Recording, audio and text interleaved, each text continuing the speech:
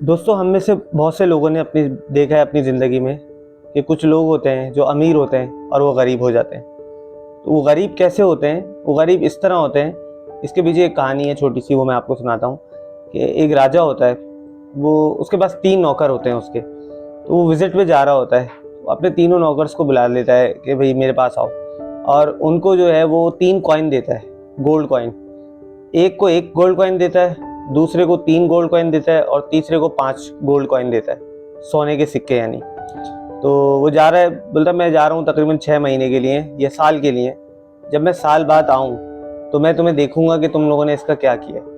तो जो जिसको 1 दिया होता है वो तो बड़ा खुश होता है कि राजा ने जो है मुझे 1 गोल्ड कॉइन दिया है। वो ले जाके अपने घर में, अपनी तिजोरी में बड़ा सेफ करके रख देता है। जिसको 3 दिए हुए होते हैं वो क्या करता है, वो उस पैसे को कहीं बिजनेस में लगाता है। और जिसको 5 दिए होते हैं वो भी इसको किसी कारोबार में लगा लेता है।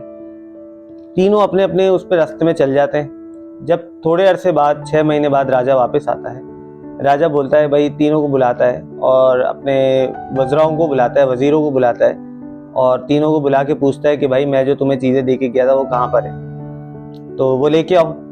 तो जो पहला वाला था जिसने 1 कॉइन ले जाके अपने घर में तिजोरी में रखा होता है, वो 1 लेके आता है कि भाई राजा साहब का कॉइन है, राजा आ गया है, वो लेगा, बड़ा खुश होगा कि मैंने उसकी अमानत थी, उसकी निशानी थी, वो संभाल के रखी हुई थी। तो वो लाके राजा के पास खड़ा हो जाता है। जो तीसरा है वो अपने 3 कॉइन लेके वो भी राजा के पास आ जाता है। लेकिन जो जिसको 5 कॉइन दिए हुए होते हैं, वो 5 कॉइन की जगह वो बिजनेस करता है और उस बिजनेस से वो 5 के 15 कर लेता है। तो 15 कॉइन लेके आ जाता है।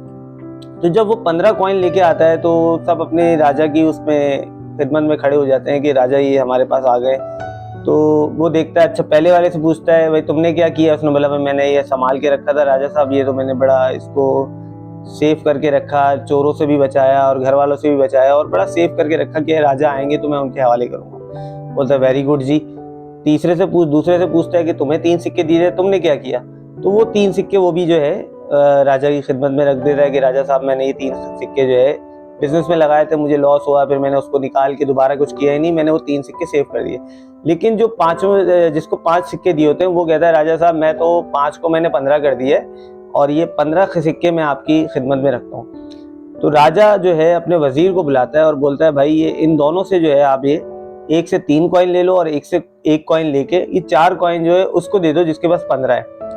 तो वो बोलते हैं कि ये तो बड़ी नाइंसाफ़ी की है कि हमारे पास तो 1 था और 3 था, हमसे लेके उसको दे दिया जिसके पास ऑलरेडी था। तो याद रखिएगा दोस्तों, जिसके पास जो है उसको और दिया जाता है और जिसके पास कुछ नहीं है उससे वो भी ले लिया जाता है क्योंकि वो उसके भी काबिल नहीं है। तो आप अपने आप को जब तक बदलेंगे नहीं, आप अपने माइंडसेट को नहीं बदलेंगे, आप कुछ नहीं कर सकते।